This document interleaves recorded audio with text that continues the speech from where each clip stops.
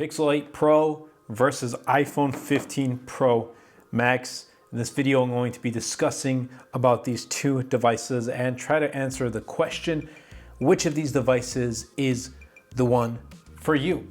Starting off with design, they both have their own unique design. So when you see a design like this with this camera visor, you know it's the Pixel. And when you see this design, well, you know it's an iPhone. You got the large camera sensors on the top left of the phone. You have the Apple logo in the middle. You have these titanium frames. You know this is an iPhone. So with Pixel 8 Pro, we're getting more rounded corners when compared to its predecessor. And this does help in the hand and it offers a better, more comfortable feel. Now Pixel 8 Pro also opted for a satin/matte finish versus last year's glossy finish, which was one of the biggest complaints from the 7 Pro, and this is really awesome. Like, I love this color. Now the Pixel 8 Pro features what Google calls a super actual display with a peak brightness of 2400 nits. So that's one of the brightest displays out on the market, especially here in the US, and I applaud Google for this. In addition, Google has opted for a flat display too with the 8 Pro, which is a huge plus because the 7 Pro had those small curves, and yeah, it makes the phone look cool, but in practicality, flat display is definitely better. Google made the necessary design changes while keeping the same familiar flagship Pixel design. Good job, Google. Seriously, good job. Now with the iPhone 15 Pro Max, we're getting some design changes too. The biggest one is the titanium frame on the 15 Pro Max. It definitely gives a lighter feel in the hand. It's also more rounded too, and it's less fingerprint. It's less of a fingerprint magnet than the stainless steel. I can still see it with this blue titanium color, but it's definitely less fingerprinty than stainless steel. They also made another change with USB-C. Now display with the 15 Pro Max, very vivid and does get very bright at a max peak brightness of 2000 nits. And both of these devices are great for consuming content. Now, while the mute switch has been replaced right here for an action button, I'm still happy that Apple has an extra button that you can use and map it to your desire. You can use it for the camera, you can use it for Siri shortcuts, and essentially use that for any other application. Now I still kept the action button as the mute switch button for me, just because I'm used to it and I couldn't really find something that kind of fits my personality. So until I do, I'm probably gonna keep it as the mute switch.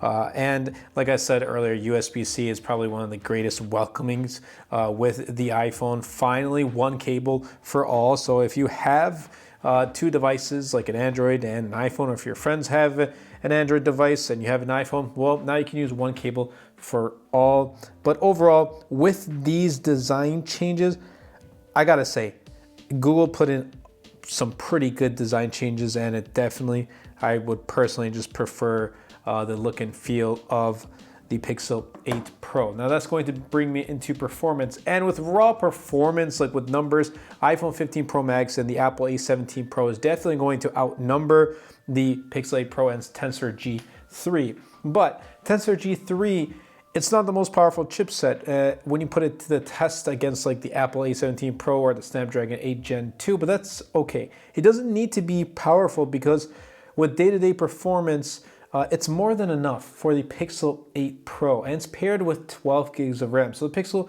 8 Pro for me, it never faced any hiccups or bugs whatsoever, and Android 14 so far has been very smooth. Now Tensor G3 also works really well with Google's AI features built into the 8 Pro, like things for the camera like Best Take and Magic Editor. And also Google is now offering 7 years of software updates. That means the Pixel 8 Pro is expected to receive software updates until 2030. So that means we can have a Pixel 8 Pro with potentially Android 21. Now, it has been promised, but are we going to make it to that 7 years? We just have to wait and see. Now, heading into the iPhone 15 Pro Max, it's A17 Pro chipset in here. It competes with like the M1 chip in terms of raw performance, even though we're at M3 right now. But M1 performance, like performance with a iPhone A17 Pro chipset, that is crazy. That's some pretty good stuff right there. Day-to-day use has also been a breeze though, and it feels much faster than the Pixel 8 Pro. Now 15 Pro Max will most definitely get at least 5 years of software updates. And the thing is, Apple has a reputation of offering that long software support. So Google's promise is yet to be seen. It's a first and it's yet to be seen. Now, I personally prefer Android over iOS just because I've been used to using Android longer than I have with iOS. But in terms of stability, Apple has done a great job with the iPhone 15 Pro Max. So with performance, they're both great day-to-day use. It ultimately kind of comes down to which of the software you choose, Android or iOS. I still personally would prefer using Android just because, like I said, I've been used to using Android more often. And back then, Android devices, well, when I first got my first smartphone, Android devices were much cheaper in price than the iPhone. So that's kind of how I started with the iPhone. Let's head into the cameras, which is a topic that's talked about a lot, but I'll put it this way.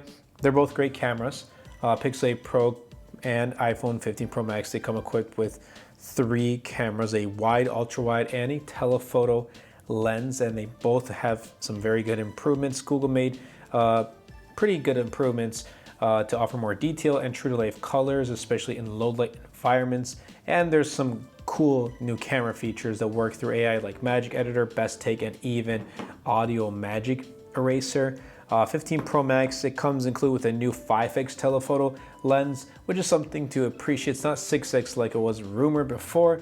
It's farther optical zoom, but it doesn't beat the Samsung's 10x optical zoom. It's still pretty good. Now, the main megapixel count is 40 on the iPhone 15 Pro Max, but when you take the photo, it results in a 24 megapixel default, and only goes down to 12 in night mode. Just to let you guys know, just like an FYI for your information type of thing. Now, if you do go into the camera app, it does denote 24 millimeter, 28, and 35 too. So that's good to see. It's good to know your focal lengths too, and that does equate to 1x, 1.2x, and 1.5x. But the big thing here with these cameras is, at least for me, is video, because I use video to make content, and for me, iPhone 15 Pro Max video has just been great. It's just been more reliable, more consistent, works better with my workflow, and it's a great device that I can recommend, especially for those who want to make content.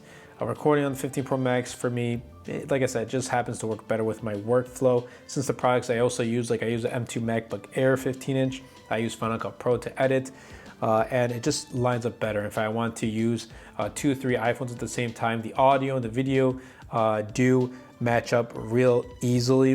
Whereas if I try to use like an iPhone for footage and also like a DSLR camera, then the footage is off. So like iPhone just works better with my workflow. Now Pixel 8 Pro, if you have a Pixel 8 Pro, this is also great for photos, for stills, and also for video. Like if you want to get started on making content and you have the Pixel 8 Pro, you have a really good camera and you can start making content with your smartphone. And I tell people all the time, look, the best smartphone is the one you have in your pocket. So if I see anyone rocking like a Pixel 8 Pro, an iPhone 15 Pro or Pro Max, and you're giving me excuses not to start, like I don't have a professional camera, I don't have professional lighting, I don't have professional this, professional that, you don't need it. You already have what you need. I started my channel with an LG G3, and now we're at a point where my iPhone 15 Pro Max can get a lot of work done for my channel. So I wouldn't have never thought it'd come to this, but my smartphones are getting a lot of work done for the channel, and it can get work done for you as well. You just gotta take the first leap and start making content. So that's just like something I like to add into while talking about the cameras. So overall, for me, like if I just want to point and shoot, Pixel 8 Pro, I personally like the colors on the Pixel 8 Pro more, but if it's for video, then I'm gonna go with the iPhone 15 Pro Max. And that's gonna lead me into battery life, but before I do talk about battery life, I just wanna quickly give a shout out and a huge thanks to the sponsor of this video, and it's real late into the video, but that's going to be my latest wallpaper pack It's called Vortex. I'll be leaving a link in the description down below, and it really does help out the channel a lot, and it makes these types of videos possible, these comparisons. It makes it possible for me to check out all the latest and greatest products out on the channel. If you want to see a certain product, just let me know in the comments down below.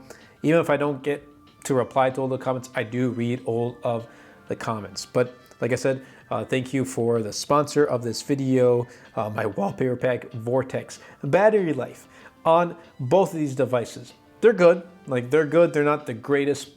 I've seen better. Galaxy S23 Ultra, for example, is much better than both of these devices.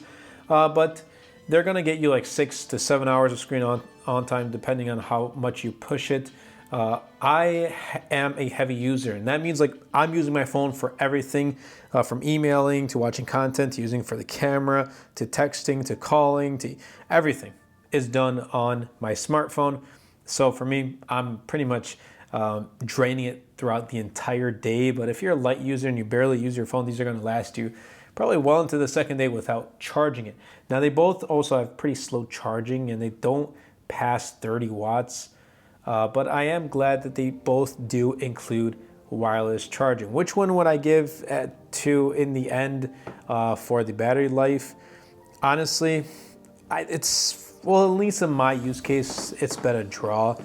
They're both good, but they're not, great.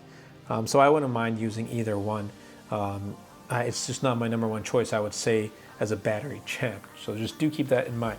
Now, I also do want to talk about the price on both of these because there is a difference. So price for the Pixel 8 Pro starts at $999 for 12 gigs of RAM and 128 gigs of storage. I personally wish the base storage was 256 gigs instead, but I hope that changes next year, and I hope they keep that same base price, 256 for $999. 15 Pro Max starts at $1199 for 256 gigs. So they got rid of 128 gigs storage, and their base is now 256, but it's $200 more expensive. And I know I used to work at the Best Buy mobile department, and for many consumers, price is a determining factor. So, having a price at $999 versus $1199, it does make people scratch their heads which one is going to be the device for me. So do keep that in mind. And obviously, if you ask me, I would personally, if I was a normal average consumer and I was going for a device, I definitely have the price at the back of my head and kind of using that as a determining factor, and that probably end up being Pixel 8 Pro. But I want to wrap things up with my final thoughts and answer the question, which one is for you? First, you gotta ask the question, do you prefer Android or iOS?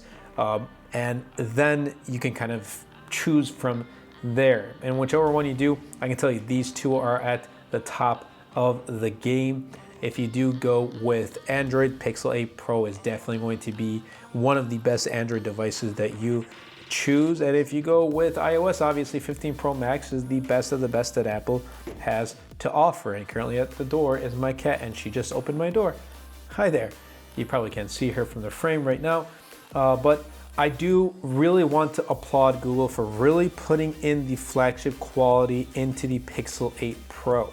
Now, my main device has always been an Android device. My SIM card is always my main SIM card. I have more than one, but my main SIM card has always been an Android device. But since I have this amazing opportunity to review the latest tech and make content here on YouTube and on TikTok, and I'll leave my my TikTok in the description down below, I get to carry two phones. And the second one is an iPhone, but my first one is the Pixel 8 Pro. That's going to be my top choice. I hope you guys did enjoy. If you did, be sure to superman the like button, comment down below, and best of all, share this video because it really does help out the channel a lot. It will help push my content out to more people. That's been it for me. I'll catch you guys in the next episode.